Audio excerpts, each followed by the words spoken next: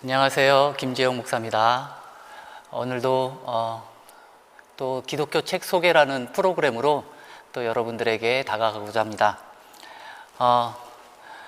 이렇게 같이 함께 소통하면서 방송하니까 여러분들도 너무 좋으시죠?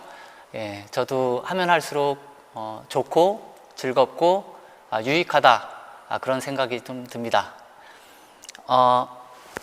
오늘 여러분들에게 소개해 드릴 책은 바로 이 책입니다. 5가지 사랑의 언어라는 책을 여러분들에게 소개하고자 합니다. 아마 많은 분들이 들어보셨을 거예요. 그리고 많은 분들이 아마 읽어보시지 않았을까 그런 생각이 듭니다. 먼저 저자를 좀 보면요. 저자는 게리 체프먼 이라는 사람인데요. 목사님이시고요. 카운셀러이십니다. 1938년생 아직 살아계시지만 굉장히 나이가 지금 많으시죠. 우리나라에도 몇 번 오셔서 강의도 하셨습니다.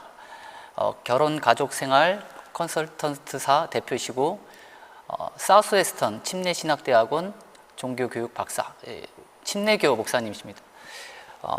침례교에 참 좋은 학자와 목사님들이 많습니다.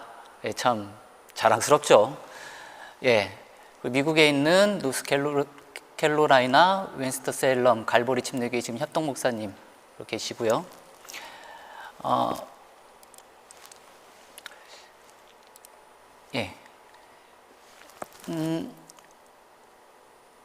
여기 보면 이 목사님이 쓴 책들이 굉장히 많이 있는데요. 잠시만요.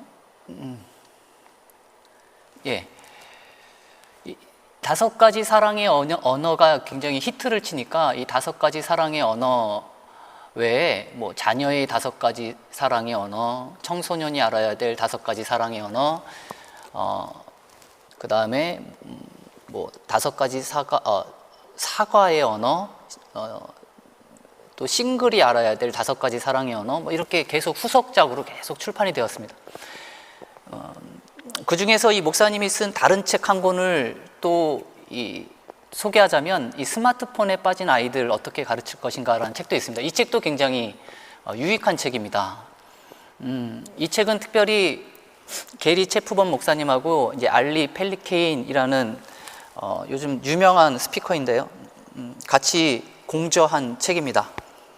스마트폰, 태블릿 PC, 컴퓨터, TV, 스크린 중독을 이야기하고 있는데 이 스크린 중독되어 가고 있는 현대의 아이들을 이제 이대로 괜찮은가? 지금도 늦지 않았다.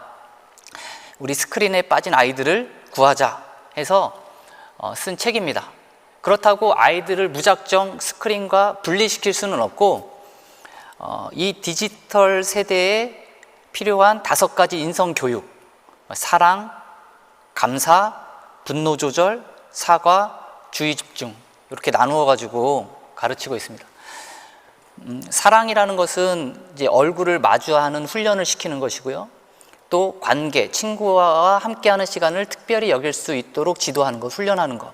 부모의 사랑과 애정을 느껴야 하는 것을 아이들에게 훈련시키는 겁니다.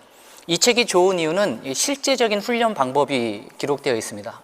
또 감사는 예를 들면 족보 그리기, 감사일기 쓰기, 보물찾기, 저축하기, 뭐 배고픔과 싸우기 등 뭐 여러 가지 배울 수 있는 실제적으로, 그리고 감사함으로 생각하고 말하고 문자 보내도록 하는 훈련, 이게 가정에서부터 시작한다고 이렇게 가르치고, 분노 조절, 이것도 온라인 예절 교육하는 법을 가르치고 있습니다.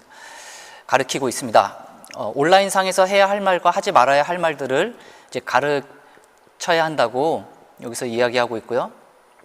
그리고 스크린 상에서의 분노가 아니라 현실 세계에서의 분노를 다스리는 방법, 이런 것도 이야기하고 있습니다.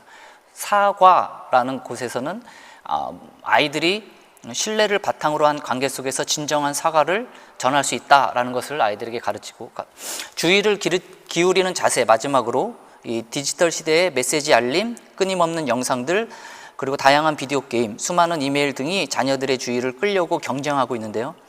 이렇게 전자기기를 뚫어져라 잘 쳐다보는 것에 집중하고 있는 아이들이 다른 것에 집중하지 못하기 때문에 주의를 기울이는 자세, 이것도 훈련해야 된다. 이런 것들을 가르치고 있습니다.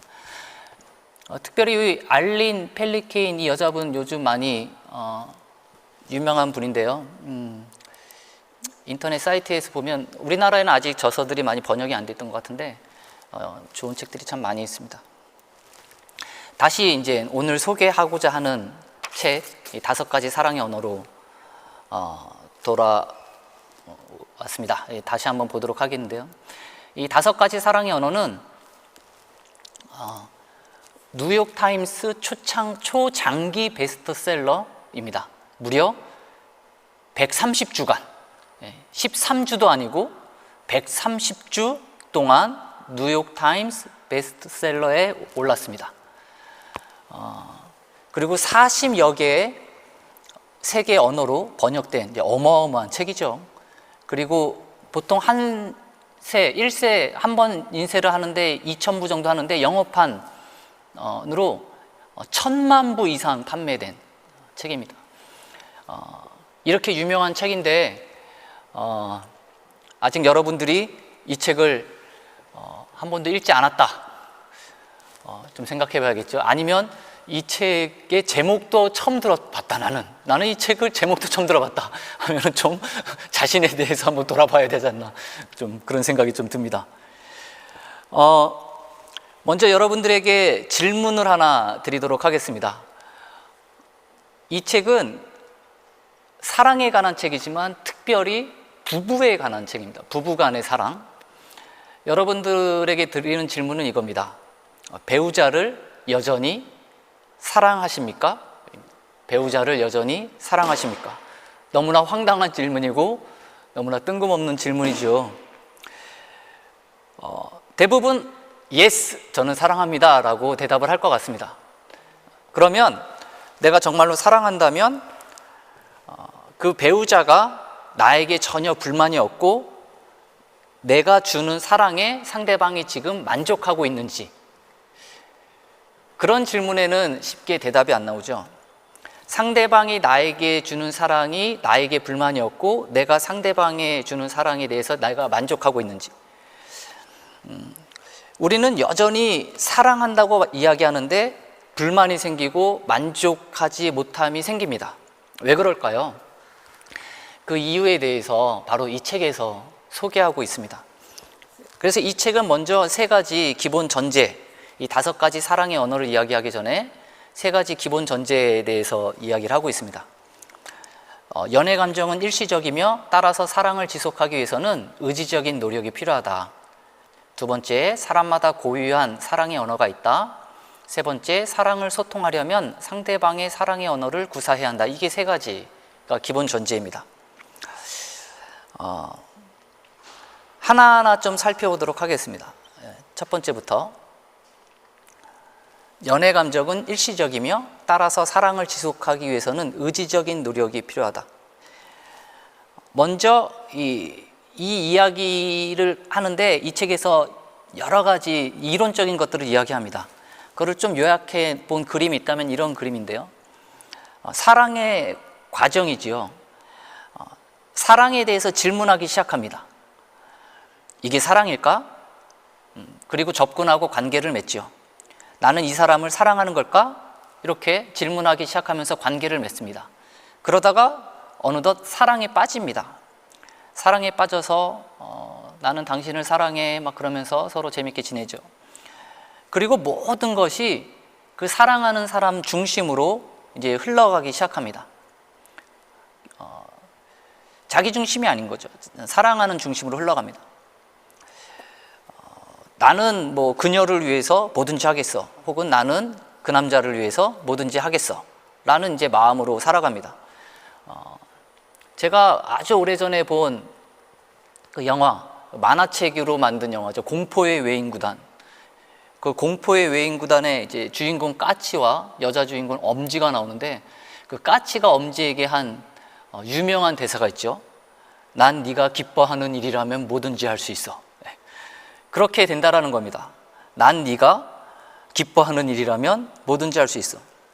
그런데 이제 어느 순간부터 사랑하는 사람 중심의 삶이 자기 중심으로 바뀌기 시작하고 이 환상 같은 그러한 모든 사랑이 굉장히 현실적으로 바뀌게 되고 감정 중심의 사랑이 이성이나 의지 중심으로 바뀐다라는 거예요. 그런데 이게 불과 평균 2년밖에 안 걸린다라는 겁니다.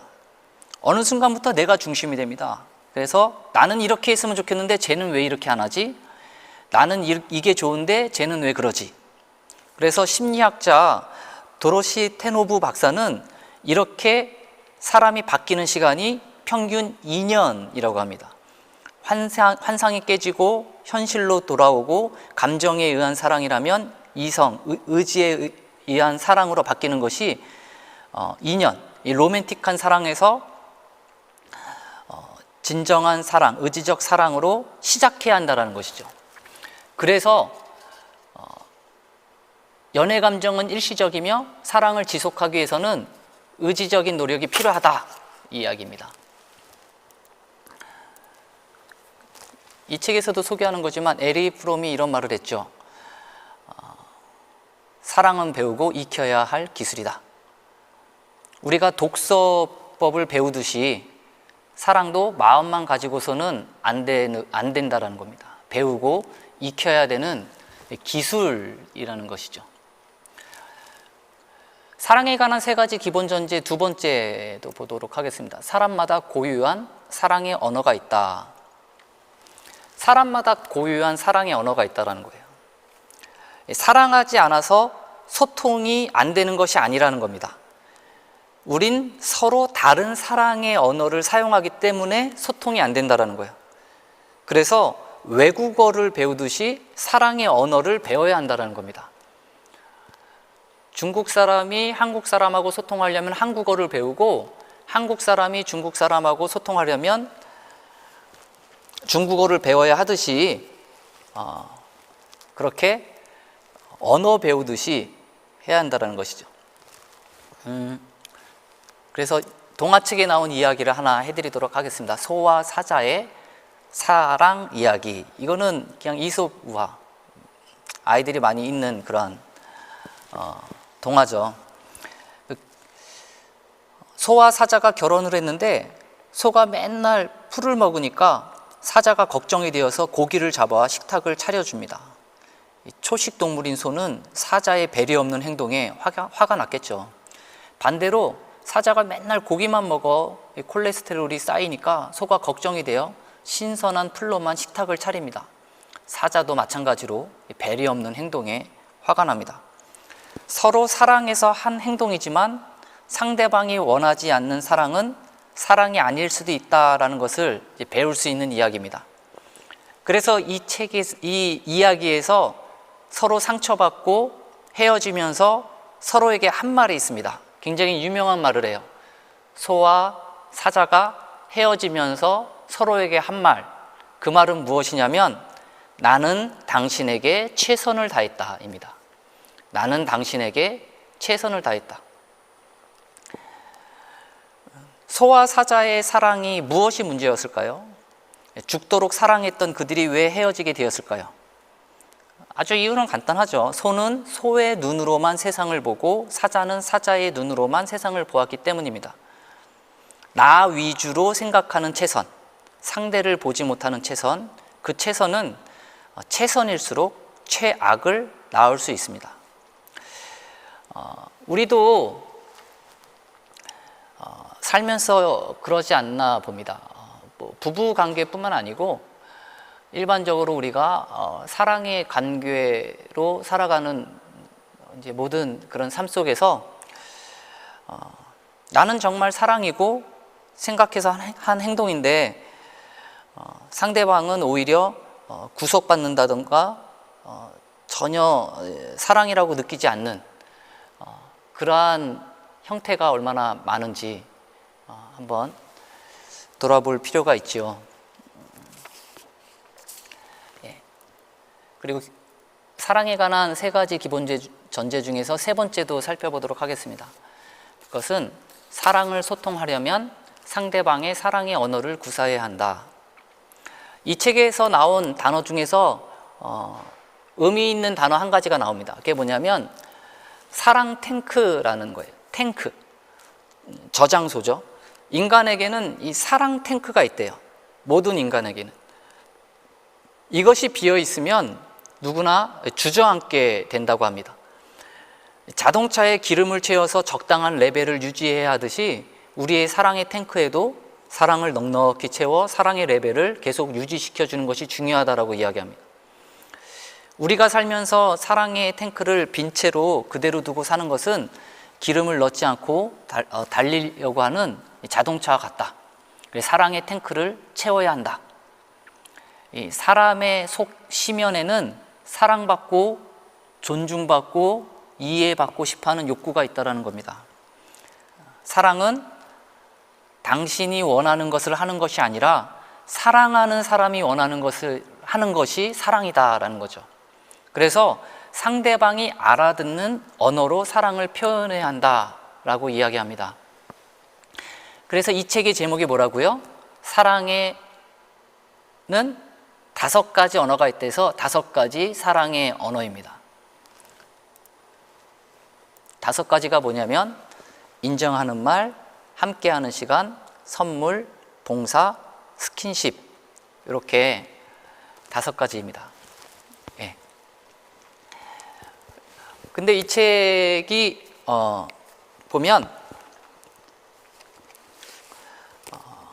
먼저 책을 읽기 전에 여러분들이 만약에 나중에 책을 사신다면 책을 읽기 전에 먼저 이 뒷부분에 있는 부록을 먼저 보시고 시작을 하시면 재밌습니다.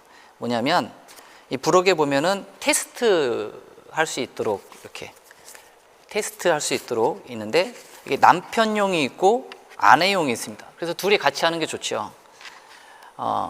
그래서 여기 테스트를 하면 내가 이 5가지 언어 중에서 나는 인정하는 말, 함께하는 시간, 선물, 봉사, 스킨십 이 5가지 중에서 나의 제1의 사랑의 언어는 무엇인가?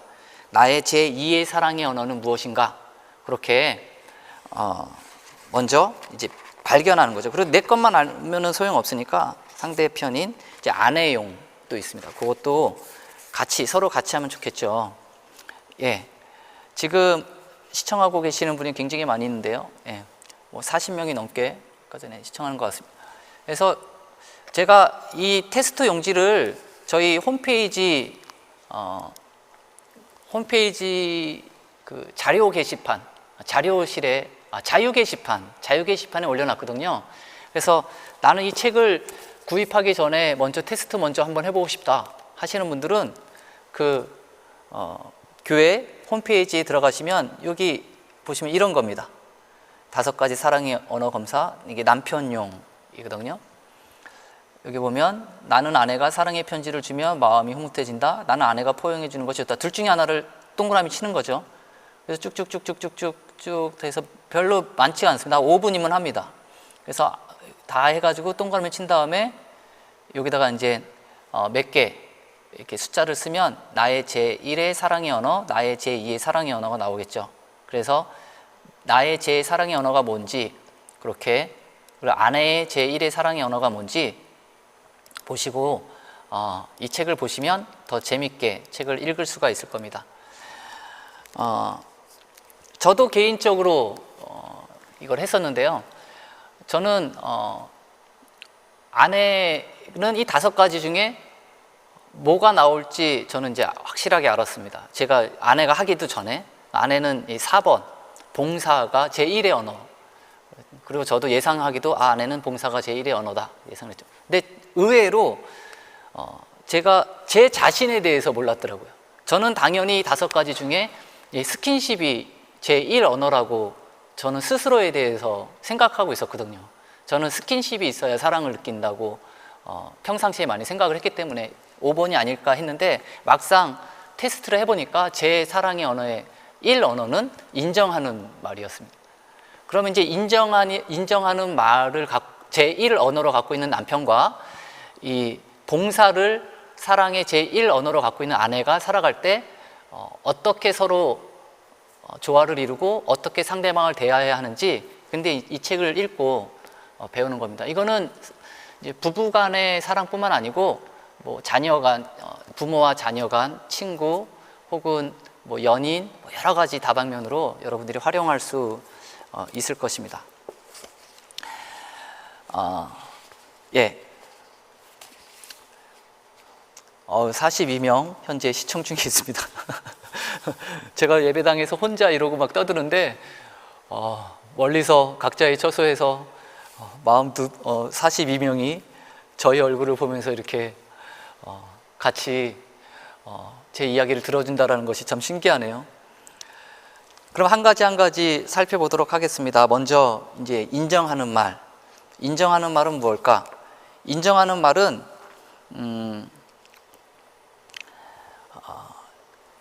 말을 중요하게 여기는 타입입니다. 인간에게 가장 심오한 욕구는 누군가로부터 인정받고 싶은 욕구이지요.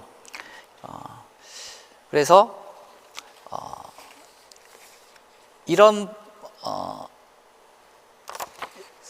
사람은 사랑을 표현하는 방법이 격려하는 말, 인정해주는 말이라는 거죠. 칭찬하는 말이나 감사의 표현, 그 사람을 인정하고 높여주는 말들이 이 사람에게는 행복이고 큰 힘을 준다는 겁니다. 제가 제1의 언어가 인정하는 말이라고 했죠. 제가 그렇다라는 겁니다. 그래서 저한테는 친절한 행동, 감사의 표현, 제가 잘한 일에 대한 칭찬, 그리고 이렇게 격려, 그런 것들로 저를 표현해 주시면 저는 그걸 사랑으로 느낀다라는 거죠. 그래서 내가 사랑받고 있구나. 그리고 매사에 최선을 다하자. 주변 사람들로부터 인정하는 말을 들었을 때 가장 힘이 난다는 겁니다. 그래서 이거는 자기 걸 보는 게 아니라 상대방 걸 보는 겁니다. 만약에 배우자가 인정하는 말이 제1의 언어일 경우 나는 어떻게 행동할까, 이걸 보는 거죠. 그래서 배우자가 만약에 인정하는 말이 제1의 언어예요. 그러면은 나는 말이 중요하다라는 글을 딱 써놓은 다음에 냉장고 같은 데 딱 붙여놓고 매일매일 그걸 상기를 우리 아내는 말이 중요해. 그래서 인정하는 말을 이렇게 기록도 해보면서 연습도 해보는 겁니다. 당신이 만든 음식은 최고야. 그 옷 입으니까 당신 정말 멋져. 이렇게 해줘서 정말 고마워. 이렇게 인정해주는 말을 종이에 써가면서 연습도 해보는 것도 좋은 거죠. 그리고 칭찬 한마디씩 해주고, 칭찬을 하면서 또 이것도 기록을 하는 것도 좋고, 그리고 TV를 보거나 책을 읽거나 다른 사람들의 대화를 듣다가 이렇게 칭찬하는 말을 살펴보는 거죠. 그래서 살펴보다가 그것을 또 아내에게 하고, 이렇게 상대방이 인정하는 말이 사랑의 제1 언어이면 그 사람에게 이제 말로써 사랑을 많이 표현할수록 중요하다는 겁니다. 그냥 배려 없는 대화라든가 명령조의 업무 지시는 굉장히 좋지가 않다라는 거죠. 그 다음에 두 번째, 함께하는 시간. 배우자의 사랑의 언어가 함께하는 시간일 경우 서로 함께 있는 시간을 가져야 사랑받는다고 느껴지는 타입입니다. 물리적인 시간을 함께 나누는 것도 중요하지만 그 시간을 보낼 때 온전히 집중해 준다는 느낌을 주는 것이 더 중요하죠. 단순히 함께 하는 게 아니고 함께하는 활동 속에서 상대방이 온전히 나에게 집중하는 것, 그 관심을 기울여 주기를 원합니다. 함께 외식을 하거나 영화 구경을 하면서 서로의 관심을 나누고 그 사람의 눈을 마주보고 이야기를 경청해 준다면 그 사람을 분명 당신의 사랑을 느낄 수가 있을 겁니다. 그래서 이런 배우자를 갖고 있는 사람은 어떤 일을 하면 좋으냐면 이런 질문이 좋죠. 어렸을 때 기억 중에서 가장 재미있었던 것이 뭐야? 묻습니다. 그럼 뭐라고 얘기하면 그걸 이제 함께 하려고 하는 거죠. 그리고 가장 힘들었던 것은 또 뭐야?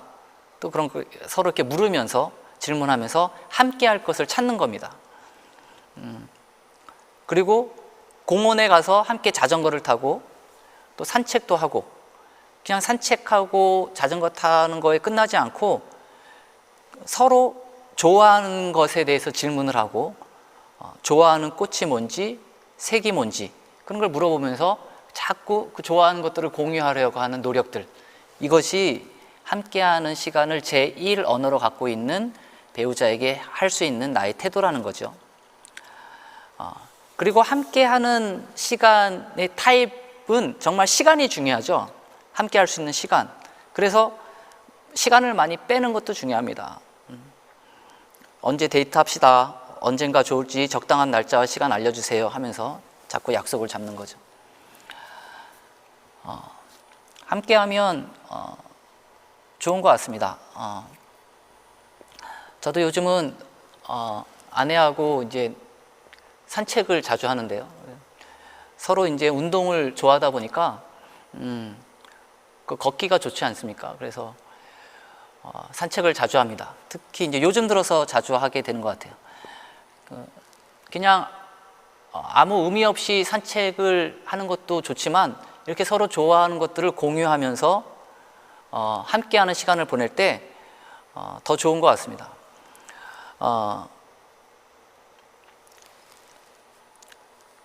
그리고 질문 같은 것도 많이 하는 것이 중요하고요. 세 번째도 살펴보도록 하겠습니다. 세 번째는 선물을 배우자의 사랑의 언어가 이제 선물일 경우입니다. 상징적 의미를 지닌 물건을 통해 사랑을 확인받는 타입이죠.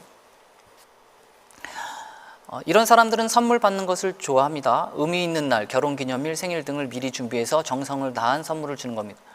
선물에 마음을 담아 전달하는 것을 선호하죠. 저는 인정하는 말이 제1 언어고 우리 아내는 봉사가 사랑의 제1 언어인데 이게 서로 사랑의 언어가 다릅니다.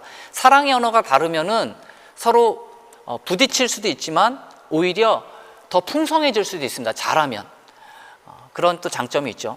그런데 아내하고 나의 제1 언어는 다른데 마지막 언어, 5번째 언어, 그러니까 이거는 뭐 거의 사랑이라고 생각하자.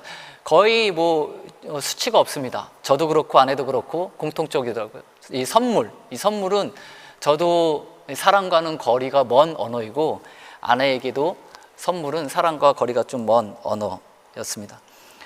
그래도 이제 살펴보면 좋죠. 아침에 배우자를 위해서 사탕 박스를 남겨주고 거기다 이렇게 메모지를 남겨놓고 이렇게 하는 거 너무 좋죠.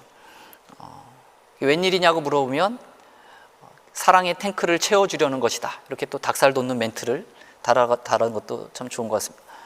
그리고 이것이 비싼 거냐 비싸지 않으냐 거기에 사랑의 의미를 담지 않습니다. 여기 보면은 선물에 마음을 담아 전달하는 것이랬죠. 그래서 이런 분들이 가장 고마워하는 것은 예전에 우리 어렸을 때 많이 했던 그 종이 접기 종이약 같은 거, 그죠? 비싸진 않지만 정말 마음이 담겨져 있지 않습니까? 종이약 뭐 1000개 막 그렇게 접어가지고 유리병에 담주는 거. 특별하다는, 당신이 특별하다라는 것이죠.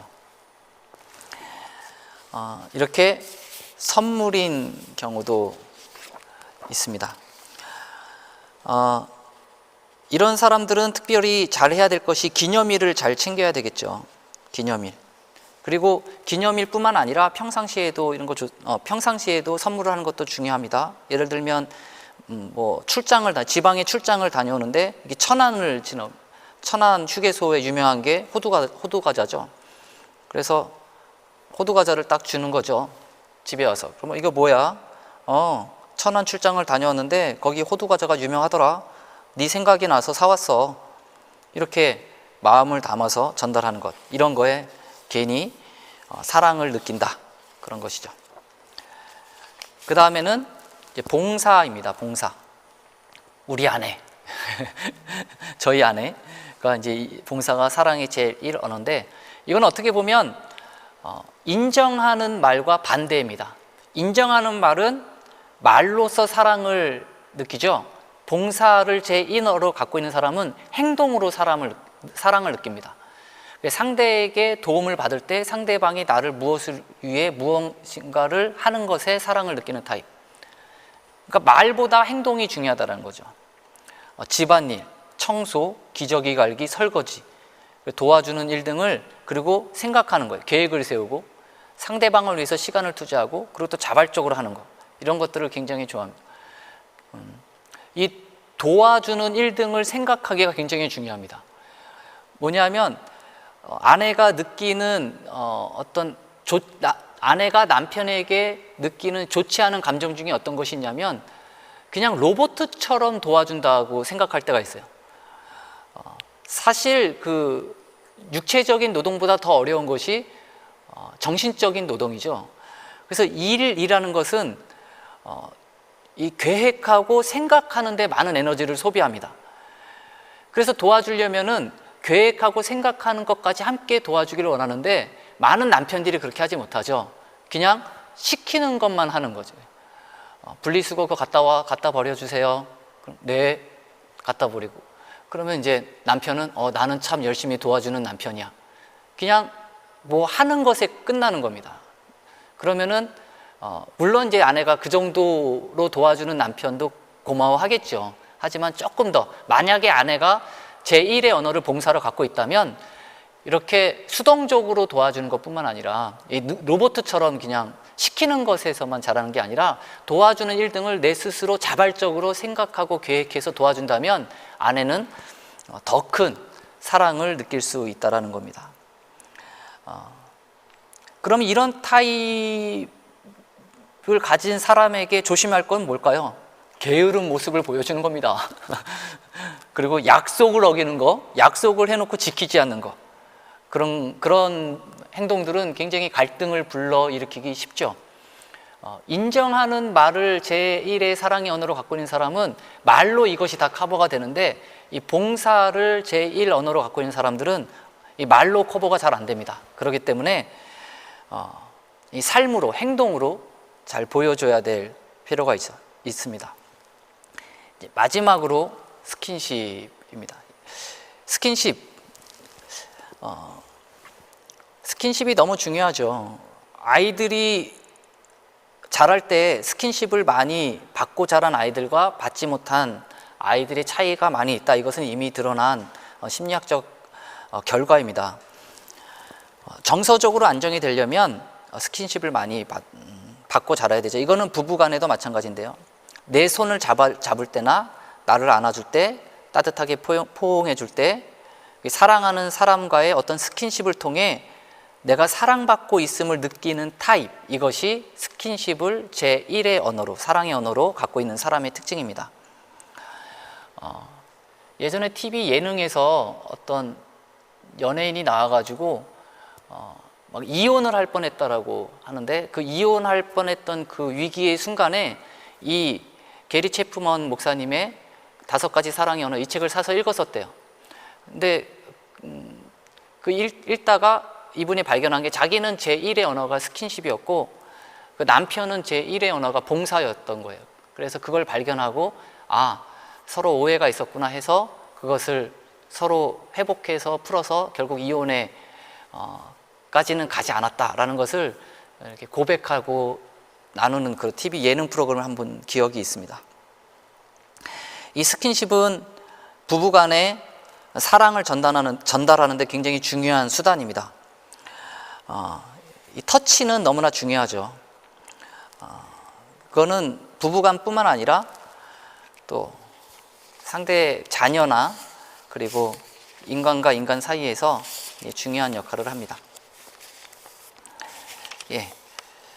그래서 이 상대방이 제1의 언어로 스킨십을 갖고 있을 때는 내가 어떤 일들을 해야 될까요? 그걸 한번 또 정리해 보는 거죠. 정리할 때 이런 정리를 할 수 있습니다. 같이 쇼핑할 때 아내 손을 나는 잡아준다. 손잡고 쇼핑하기. 그리고 함께 식사할 때 될 수 있으면 아내 이렇게 곁에 가가지고 이렇게 무릎이나 어디가 이렇게 서로 단 상태에서 그런 것들을 또 이렇게 시도하고, 그런 것도 중요하고, 그 다음에 팔로 이렇게 안아준다든가 쓰다듬어 준다든가 그러면서 말로 당신은 최고야 라고 이야기하는, 그리고 어깨를 주물러 주는 그런 행동들. 그리고 우리는 또 그리스도인이니까 교회에서 함께 손을 잡고 기도 시간에 서로 손을 잡고 기도해 주는 것, 이것도 중요하지요. 이렇게 상대방이 제1 언어로 갖고 있는 것에 대해서 내가 정리하고 기록하고 그것을 실천하는 것이 굉장히 중요하다라고 이 책에서는 이야기하고 있습니다. 자, 이렇게 5가지 언어, 사랑의 5가지 언어를 모두 살펴보았습니다. 말, 시간, 선물, 봉사, 스킨십, 이것이 5가지인데요. 여러분들이 이 책에 나온 테스트 아니면 제가 교회 홈페이지 그 자유 게시판에 올려놓은 그 테스트 용지를 다운받으셔가지고 그거를 아내랑 같이, 남편이랑 같이 한번 테스트를 해보시고 나의 제1 언어는 무엇인가, 그리고 상대방의 제1 언어는 무엇인가 서로 발견하신 다음에 그 상대방에게 이렇게 맞추어가지고 서로 언어를 쓰면은 너무 좋을 것 같습니다. 제가 이렇게 너무 재미없게 지루하게 진행을 했네요. 많이 후회됩니다. 끝날 시간이 되니까 서로 소통하면서 해야 되는데 이렇게 채팅방에 막 글도 남겨주시고 했는데 너무나 아무튼 죄송합니다. 아주 서투르네요. 여기 보니까 열심히 잘 듣고 있어요. 이렇게 채팅방에 남겨주셨고요. 저도요. 이렇게 또 남겨주시고 어떤 분은 이미 읽으셨네요. 읽으셔가지고 저희 부부가 결혼 전에 가장 도움이 되었던 책이었습니다. 다시 공부하니까 좋아요. 이렇게 또 올리신 분도 있습니다. 잘 듣고 있습니다. 저는 그리하고 있습니다. 라고 남기신 분도 있습니다. 일주일에 한 번 정도는 돕는 것이 좋습니다. 너무 자주 하면 약효가 떨어집니다. 너무 자주 하면 약효가 떨어진답니다. 꼭 테스트 해봐야겠어요. 재미있었어요. 라고. 감사합니다. 재미없었을 것 같은데 재미있다고 표현해 주셔서 너무나 감사합니다. 용기가 납니다. 이 책을 꼭 한번 사서 읽어보시면 좋을 겁니다. 하지만 이런 어떤 심리학이 가미된 책들은 너무 또 깊이 빠져드는 것보다 여러분의 인생에 도움이 될 선에서만 참조하시는 것이 유익하다라고 저는 또 생각이 됩니다. 우리의 항상 모든 기준은 하나님 말씀에서 시작이 돼야 되기 때문에요. 그리고 아까 처음에 시작했던 거, 스마트폰에 빠진 아이들을 어떻게 우리가 교육할 것인가라는 그 책도 여러분들에게 많은 유익을 줄 겁니다. 그 책도 여러분 참고해서 보시면 좋을 것 같습니다. 목사님, 역시 사랑은 밀당이 필요하지요. 맞습니다. 명언이네요. 갑자기 명언을 남겨주셨습니다. 그래서 저도 이 책을 다시 한번 정리하면서 그동안 잊고 살았던 우리 아내의 제1의 언어인 봉사, 이 부분을 다시 한번 생각하기로 했습니다. 그래서 행동으로, 그리고 어떤 실제적인 도움으로 내가 마음을 전달해야겠다라고 저도 나름대로 좀 생각을 했습니다. 박수 마치도록